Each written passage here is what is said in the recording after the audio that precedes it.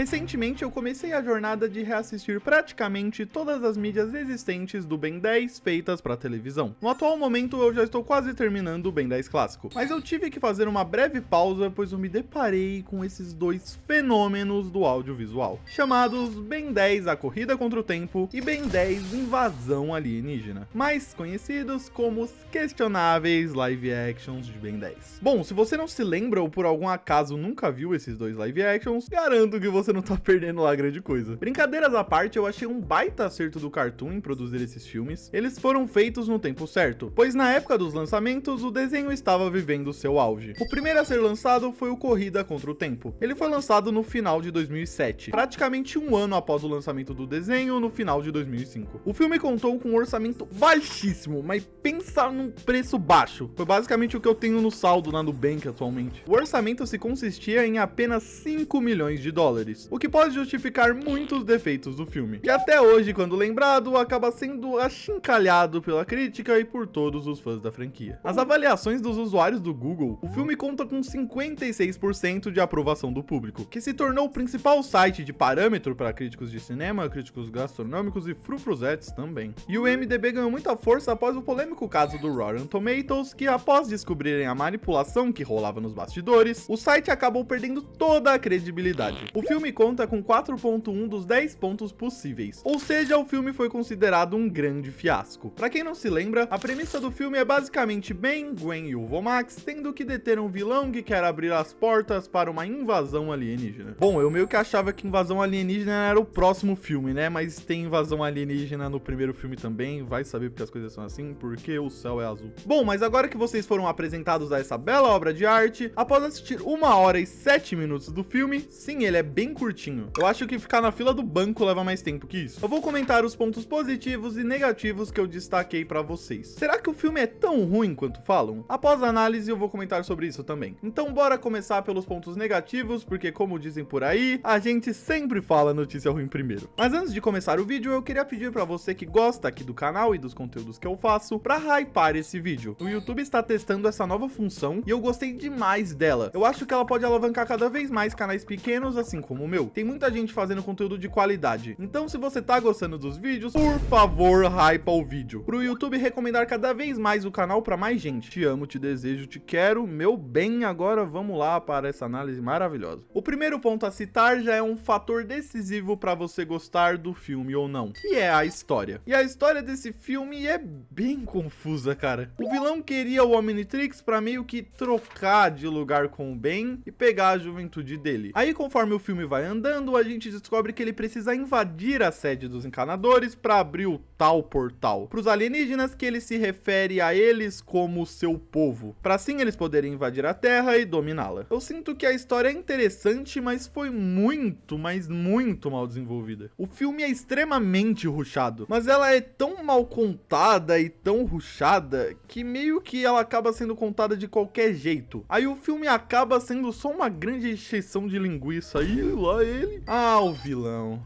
vilão desse filme. Ele é uma tremenda. O objetivo dele é bem fraco. A lore dele então é pior ainda. E eu não tô nem falando da lore que faz os desenhos aqui pro canal, hein? Vamos lá comentar dessa lore fraquíssima que esse vilão possui. Ele é o Ben de outra linha alternativa, que fica viajando no tempo roubando o corpo dos outros Bens? Eu acho que sinceramente eu não entendi. Ele é tão insignificante que quando eu vim fazer o roteiro desse vídeo eu simplesmente não lembrava o nome dessa criatura. Eu tive que pesquisar. Eu tô literalmente no Google aqui, tá aberto aqui com o nome dele, olha só. Como podemos aqui no Google, o nome dessa criatura é Eon. Até o nome dele é sem graça. Ele é um vilão bem esquecível no geral, e ele é mais conhecido pelo filme mesmo, já que sua primeira aparição é nesse live action. Ele só foi aparecer no desenho no Força Alienígena, no qual ele não tem destaque algum. Ele não é tipo, nossa, um vilão muito da hora, aquele vilão temido. Ele só é um vilão muito qualquer episodíaco mesmo. Ele é descrito como uma versão malvada do Ben 10.000. Sua última aparição até o momento foi no Omniverse. Eu achei ele um vilão patético. Ele é tipo se fosse um Sarvitar do Flash, só que ele consegue ser mais tosco do que o Sarvitar era. Cara, sério, quem teve a ideia de fazer uma versão do Ben com um capacete roxo? O cara podia ser um integrante do Daft Punk, sei lá, mas ele não tem cara alguma de ser um vilão do Ben 10. Fora o visual estranho, ele é muito, mas muito sem carisma. Eu acho que até essa batata que está aparecendo na tela pra vocês tem mais carisma que o nosso querido Eon. Ele é tão sem carisma que ao invés dele ser uma ameaça para o nosso querido Ben 10, ele é uma ameaça ao carisma, porque ele é inimigo do carisma. A porta da minha casa tem mais personalidade que ele, eu posso te provar. Sem contar os poderes absolutamente ridículos dele. O cara solta uns poderzinhos e tem uns capangas que não servem pra nada, e eles são até mais fracos que ele. Como se não bastasse ter objetivos fracos, uma lore fraca, eu ter esquecido o nome dele, ele ser irrelevante no desenho, ser o Sarvitar da Deep Web, ser integrante do Daft Punk, o cara ainda é burro. Ele teve duas chances claras de capturar o Ben que não estava nem transformado. O cara é literalmente uma criança de 10 anos contra um adulto que sabe saltar no tempo. Mas aí eu nem culpo ele, culpo os roteiristas mesmo. Pegando o gancho, bora já falar disso no próximo tópico? Olha só que safadinho eu já boto os ganchos todos aqui. Vamos listar alguns momentos mais incríveis proporcionados pelos roteiristas desse filme. O primeiro a destacar é quando já tá lá pro meio do filme, mais ou menos, o Max mostra pros seus netos onde fica a base secreta dos encanadores. A cena em si é bem legal. Eles descobrem que eles fazem um hackzinho lá e aparece um elevador que te leva pra base, já que de fachada eles usam uma loja de ferragens qualquer pra ser a base dos encanadores. Isso é muito da hora. O que me incomodou nessa cena é que quando eles entram no elevador e ele fecha, a câmera sobe, né? Aí a gente vê lá o vilão trepado numa varanda, descobrindo facilmente onde fica a base dos encanadores. E tipo, a base é secreta. Mano, que zoado. O cara tava lá o tempo todo e não foi visto. É como diria a música da Peach, eu estava aqui o tempo todo, só você não viu. Mano, pra essa cena ser mais legal, só faltou a cereja do bolo, que ia ser ele aparecendo da varanda e mandando um surprise, motherfucker. A segunda cena a destacar é a sequência dessa do elevador. Não satisfeito em colocarem o vilão pra descobrir o local da base de um jeito completamente ridículo, logo na sequência a base é invadida por ele e pelos seus capangas. E a luta começa. E que luta, hein? Nossa, top 5 melhores lutas. Daí no meio da briga geral se degladiando, os encanadores dando a vida pra proteger o Ben, e ele tá lá, paradão. Ele tá literalmente parado na esquina. A Gwen até fala pra ele, ô, não fica parado não, aí cara, vira herói. Aí o querido Benjamin fala, ah, agora você quer que eu vire? Aí ele dá 2 passos pro lado e tcharam, lá está o vilão que segura ele e o leva pra fora da base. A terceira cena que eu gostaria de citar é a sequência da última. Essa parte do filme é uma grande farofa, mano, isso aqui parece uma novela das 7 da Globo. Após levar o Ben lá pra fora, o certo seria o quê? Ele usar o Omnitrix pra fazer a tal troca do corpo e voltar a ser jovem, todo poderoso pra finalmente abrir a bodega daquele portal. E é isso que acontece, né? Claro que não. O Ben simplesmente dá um soquinho nele. O cara solta o garoto que sai correndo e por não conseguir usar o relógio que está bugado, o Ben decide, tipo assim, dar uma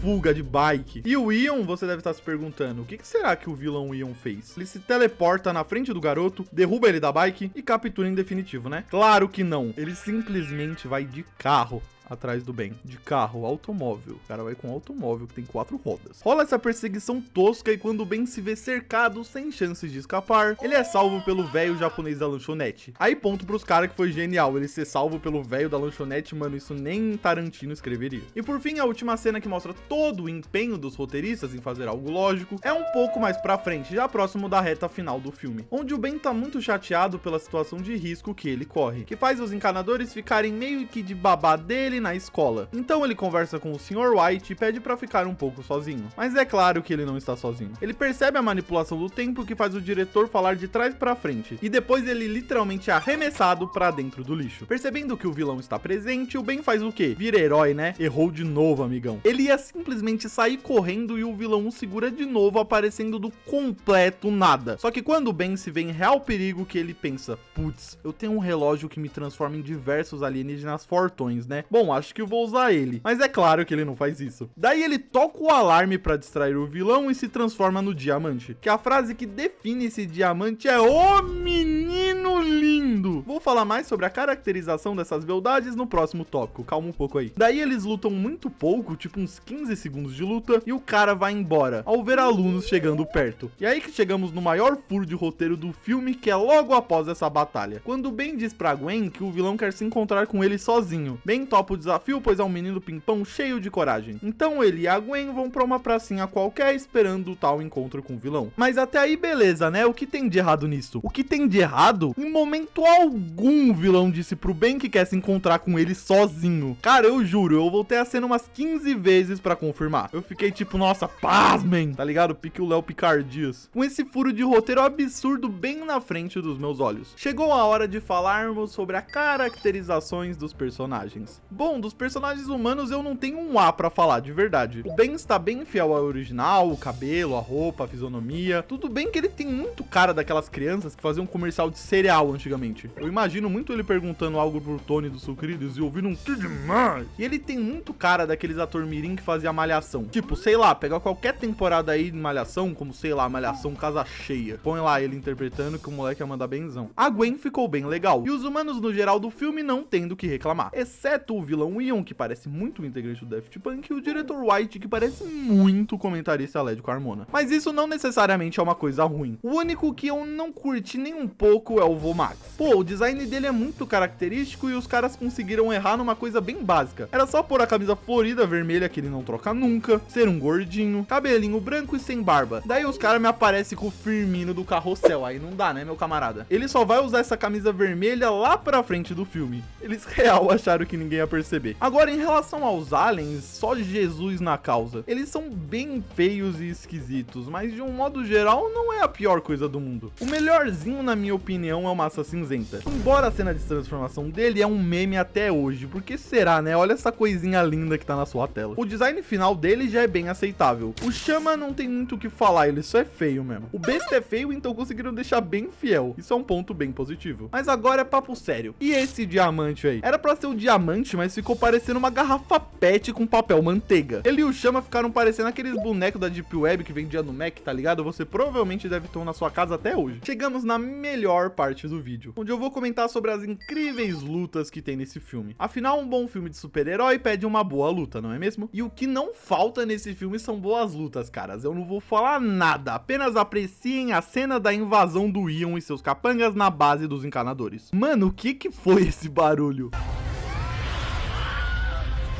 Eu juro que eu tenho esse efeito na minha pasta que eu uso nas edições dos vídeos aqui do canal. Após essa cena épica de combate, chegamos à conclusão que as lutas desse filme são ridículas. Além dos efeitos especiais serem bem zoados, as lutas não duram mais que 30 segundos. O mais engraçado é que eles passam tão rápido, mas por serem tão ruins, parece uma eternidade. E o motivo disso são as coreografias de luta que eu acho que foram feitas por uma criança de 5 anos aproximadamente. Cara, eu acho que até uma criança nessa idade pensaria em algo mais agitado e frenético do que isso. As lutas dão muito sono e elas são tão lentas que se você vê uma partida de xadrez é com certeza mais emocionante que todas as lutas que temos nesse filme. A atuação deixa bastante a desejar. Parece que os atores perceberam a furada em que se meteram e meio que largaram de mão, sabe? Falta emoção em muitas partes do filme. Uma parte é culpa do roteiro, mas a grande parte dessa falta de emoção é por conta das atuações que são bem vazias e bem cruas. Principalmente a do Vomax. Vai parecer que eu tô perseguindo o velho, mas é que ele foi mal demais nesse filme, cara. Não tem como passar pano pra isso. Eu tenho certeza que o Lee Majors, que é esse ator que fez o Vomax, ele nunca deve ter visto Ben 10 na vida dele. Eu acho que só chamaram ele assim, ele tava sem nada pra fazer e falou, vou ganhar um dinheiro, então bora. Outro ponto bem, mas bem negativo desse filme é a má utilização dos aliens. Pô, vamos lá, é filme do Ben 10. A garotada lá em 2007 eufórica querendo ver os aliens, os caras colocam apenas 4 deles pra aparecer. Tudo bem, não precisava usar todos os alienígenas, mas mano, deixaram até o 4 braços de fora, que assim como o Enormossauro no Força Alienígena, é praticamente o alien mais usado pelo Ben no desenho todo. Ainda bem que não colocaram mais aliens. Se o diamante é desse jeito aqui, imagina os outros. A razão desse tópico não é nem a falta de mais aliens, mas sim a participação ridícula deles. O Ben se transforma no Chama só na primeira cena do filme, que dura mais ou menos 1 minuto e pouco. Depois ele vira o Massa Cinzenta numa cena bem legal da vingança dele contra os valentões. E as patricinhas da escola também. Depois ele vira o Diamante na luta mais rápida do universo, onde ele solta 2 golpes no Ion lá na quadra. E por fim ele vira o Besta. O que me incomodou foi o tempo de tela reduzido dos aliens, que se for somar, mano, não dá nem 10 minutos no filme do Ben transformado. Agora, pra fechar os pontos negativos, chegamos na parte mais fundamental que na minha visão faz total diferença pra considerarmos esse filme como ruim, que é a falta de emoção. Por conta dos atores e do roteiro, roteiro, o filme todo parece meio feito de qualquer jeito. Isso fica mais evidente no final, quando finalmente o Ion consegue capturar o Ben. O clímax do filme chega ao ápice. Ion consegue trocar de corpo com o Ben e a parte pra finalizar o seu plano, mas a Gwen e o Vomax se soltam. E a Gwen usa o poder mais forte do universo pra trazer o Ben de volta. O famoso discurso no Jutsu. Ela diz que ama o primo e suas palavras são o suficiente pra transformar o Ben de volta. Enquanto esse discurso acontecia, o Vomax se colocou à disposição pra jogar no Vasco, já que ele sozinho ia tentar parar a máquina. Ben fica muito emocionado e promete ao avô que não vai deixar ele ir. Ele fica lá chorando as pitangas ao invés de virar um alien e puxar o seu vô, ia ser muito mais fácil. Era literalmente só puxar ele pra trás. Eis que os encanadores se libertam de uma sala. Sim, o grande Ion trancou geral numa sala. Daí o diretor White aparece e simplesmente abre a porta. Então o geral puxa o Vomax e puf, ele está salvo. Eba, por que diabos o Ben não puxou ele antes, mano? Aí quando parecia tudo acabado, o Ion volta das cinzas. Ele fica em cena mais 15 segundos, depois o Ben vira o besta e numa cena bizarra, ele pega a Gwen paralisada e dá uma patada no Ion, que se choca com o portal, destruindo em definitivo. E cena mal feita, dá pra ver a edição que os caras fizeram com a Gwen, mano. A falta de emoção fica nítida nesse final. Pô, imagina o Vomax morre salvando a Terra, ou ele mesmo sendo salvo pra ficar tudo bem. Eles poderiam ter feito de um jeito muito mais legal, mas não, os caras só puxaram ele pra trás. Outra cena que escancara a falta de emoção é indo lá pro meio do filme, onde o Ben e a Gwen partem juntos do Max pra descobrirem mais informações do Ion. Eles entram na cela onde ele estava preso. Chegando lá, tudo revirado, mostrando que o vilão de fato fugiu. Rola uma cena bem dark deles achando o encanador que teve a juventude sugada, lá ele. O cara tá só a caveira e eles pensaram que ele tinha ido jogar no Vasco. Mas quando tocam nele, rola aquele jumpscare clássico dele mandando um "eu não morri". Mas a emoção da tensão da cena é cortada imediatamente graças à lentidão dos movimentos. Aí depois o Ben joga a mão do cara longe e a Gwen dá aqueles gritinhos que parece que eles viram uma barata no chão ao invés de um cara prestes a ir de comes e bebes e sem braço. Antes de irmos pros pontos positivos, eu não posso deixar de citar o ponto mais negativo do filme, que são os pais do Ben. Eles são extremamente insuportáveis e eu não me lembro deles serem tão chatos assim no desenho. A ideia que eles tiveram pra introduzir os encanadores foi sensacional. Ele fica bem surpreso ao descobrir que os integrantes da equipe são o diretor da escola dele, a garçonete da lanchonete, o velho japonês, o eletricista da escola e por aí vai. Esse lance do disfarce deles de pessoas comuns foi uma ideia excelente. Eu achei eles bem carismáticos e todos eles são bem engraçados. Aquela piada das chaves do diretor White foi bem engraçada. Eles são um alívio cômico legal que vale a pena ser destacado. A decisão deles terem mantido os dubladores originais do desenho foi muito bem acertada. Vendo o filme dublado, você fica com a certeza do tipo, nossa, eu tô vendo Ben 10. Eu nunca vi o filme no original pra dizer, mas acredito que deve ser uma vibe bem diferente. Uma coisa que dá uma bela ajudada na avaliação e na qualidade desse filme pra gente aqui do Brasil é que se você vê dublado, com certeza você vai gostar mais. Já que a atuação dos dubladores dá uma bela de uma mascarada na atuação dos atores reais. Todos os dubladores de Ben 10 são muito talentosos e eu queria deixar aqui toda a nossa homenagem pra dubladora Ana Lúcia Menezes, que infelizmente já não está mais entre nós. Detalhe que ela é literalmente a minha dubladora favorita da vida inteira e eu acho ela muito incrível e eu espero que ela esteja num lugar muito melhor agora. A galera da produção desse filme tá de parabéns. Além da caracterização dos personagens ser muito bem feita, menos a do Vomax, né? Vomax, mano, eu não vou te perdoar, desculpa. Também conseguiram fazer o cenário bem fiel ao que temos no desenho. Como a escola e principalmente a Lata Velha, mano, ficou maravilhosa, ela ficou bem igualzinha, deu pra ver que eles deram um belo de um talento ali. Agora, pra fechar os pontos positivos desse filme, que só foram 4, por último, eu não poderia esquecer de elogiar essa abertura sensacional que tem nesse filme. É literalmente o tema normal do Ben 10 dublado, tudo certinho, a mesma letra e pá, só que na versão rock. Já dá pra chegar na balada e dizer pro DJ, aí DJ, toca a abertura do filme do Ben 10 aí. Faltou só o solinho no final, mas não dá pra reclamar, cara. Que abertura boa e eu só não vou colocar um trechinho pra eu não tomar direito autoral. Eu sou péssimo em matemática, mas pelos meus cálculos foram 8 pontos negativos e apenas 4 positivos. O filme fica com um total de menos 4 na minha avaliação. Tinha potencial, mas vários fatores fizeram valer as inúmeras críticas que esse filme recebeu e ainda recebe. Agora bora analisar o próximo, o Invasão Alienígena, que foi lançado 2 anos após esse aqui. Ele saiu em 2009, mais ou menos, um ano e pouco após o lançamento do Ben 10 Força Alienígena original, que foi em 2008. Assim como o primeiro filme, eu também separei pontos negativos e positivos pra comentar com vocês, então bora lá. Assim como o primeiro filme, esse filme carece de história. A história também parecia interessante com um inimigo mais misterioso e que não utiliza da força bruta, mas sim dos seus chips. A estratégia pra enfrentá-lo poderia ter sido muito mais bem trabalhada. Eles tentaram colocar um ar mais de mistério no filme, o que é bem agradável e eu particularmente gosto bastante. Na própria fotografia dele, você já percebe um clima mais dark, mais tenso, e pá, que você já fica, opa, tem coisa aí. O que poderia ter ficado muito muito agradável. Mas novamente eles falharam pela execução, que assim como no primeiro é mal feita e desperdiça os pontos fortes que o filme poderia ter, porque a história dele é bem fraquinha. Se você achou o Ian um vilão chato, é porque você não viu o vilão desse filme aqui. Na verdade, esse filme tem dois vilões. Um deles é o Dr. Victor Válidos, que tem seu corpo possuído pela verdadeira vilã do filme, que é chamada de Abelha Rainha. É engraçado que a Abelha Rainha e ela é literalmente uma formiga. Ela tem vários chips que infectam as pessoas ao entrarem em seus corpos. Ela usa o Victor, que é o pai da Helena, aquela crushzinha do bem, tá ligado? Como hospedeiro principal. O filme, inclusive, começa já apresentando ele e esse lance dos chips. Ele é um vilão bem ok. Ele infecta os outros, ele tem o poder de manipular os chips. Ele tem um poder parecido com Clancy, aquele vilão que manipula os insetos, naquele episódio clássico da primeira temporada do Ben 10 clássico também. E sabe o que é mais clássico que isso? É vocês deixarem o seu like no vídeo e não esquecer de hypar ele também. O que mais me incomodou no Victor é que na narrativa do filme, só lá pro final que eles percebem que ele é o vilão do filme. É só bem na reta final que eles finalmente resolvem acreditar na Helena e percebem que ele, assim como os outros, ele está sendo manipulado por alguém. Mas esse mistério que era pra ter sido criado em torno dele já acaba logo no começo do filme, quando a gente rapidamente liga os pontos e conclui que ele é o maluco dos chips, e que claramente ele está sendo manipulado. É até legal esse mistério que eles tentaram criar, mas ele acabou falhando miseravelmente. Sobre a Abelha Rainha, não tenho o que falar. Ela literalmente aparece no último momento do filme em uma luta ridícula que vamos comentar mais pra frente. Falando sobre o vilão, eu comentei brevemente sobre eles desconfiarem da Helena o tempo todo em relação ao pai dela. Eles ficam o filme inteiro suspeitando dela, com razão, inclusive porque ela não se ajuda também. Na reta final do filme, ela assume que já sabia que o pai dela estava fazendo isso, mas segundo ela, o importante é que ela estava certa, tempo todo em relação a isso. Parabéns, Helena, você vai querer o quê? Um balão? Cara, que drama chato. Eu achei mega desnecessário, mas eu entendo que pra lore do filme funcionar, isso ia fazer sentido e ia ser necessário, mas não deixa de ser chato. Falando na Helena, só eu que achei a atriz super parecida com a Jenna Ortega. Bom, e se ela fosse mais parecida com a Jenna, ela tinha entregado uma atuação um pouquinho melhor, né? Bom, os capangas do Ian são totalmente relevantes pro contexto e andamento do filme. Diferente desse filme aqui, no qual os capangas são extremamente necessários para criar toda a tensão do filme. Os capangas aqui no caso são os infectados pela rainha, ou seja, todos os vilões do filme, inclusive o Victor pode ser considerado um deles. Eu não sei se vocês já assistiram The Walking Dead ou de repente um The Last of Us da vida, se você já viu alguma dessas obras famosas por terem zumbis e serem muito bem feitas, que a função do zumbi é basicamente ir pra cima dos não infectados com tudo pra tentar infectar eles também, assim aumentando a massa. Mas nesse filme isso passa longe de acontecer. Eu acho que esqueceram de avisar pros infectados do filme que eles deviam ter feito. A falta de sentido desses caras fica nítida em duas cenas. A primeira é quando o Ben briga com geral por conta de gadice, e sai com a Helena pra formarem um duo pra irem atrás de pistas e coisas do tipo. Então eles chegam numa espécie de laboratório que foi onde a Helena viu seu pai pela última vez. Eles acham informações bem importantes do paradeiro do Dr. Victor e antes de saírem de lá, eles são surpreendidos por alguns infectados. Até tem uma criança entre eles, cara. Essa cena é bem dark e essa cena é realmente muito legal. Aí o que você espera que vai acontecer? Alternativa A: os infectados vão partir pra cima que nem loucos e Ben e Helena vão realizar uma fuga épica de moto enquanto descem o braço nos inimigos. Se você achou que a alternativa A estava correta, você errou, pois a certa era a D de Deus. O que acontece de fato é que eles rapidamente percebem que os caras estão infectados, pela marca dos chips no pescoço. Então eles saem correndo e os infectados vão atrás deles, numa vontade, nossa, muito contagiante. Os caras estão literalmente dando passos de tartaruga enquanto recebem umas muquetas na cara. Além do combate inexistente, na hora da fuga, a Helena ainda capota sozinha de moto, e ela quase fica pra trás. A outra cena que mostra a incrível vontade dos infectados é quando a Gwen e o Kevin saem também em dupla pra procurarem mais informações. Eles acabam descobrindo onde fica uma das sedes da empresa que está sendo usada para espalhar esses chips pelo mundo inteiro. Eles vão lá na calada da noite e invadem o lugar, mas segundo o Kevin, a porta já estava aberta. Vamos fingir que ninguém viu ele arrombando lá, ele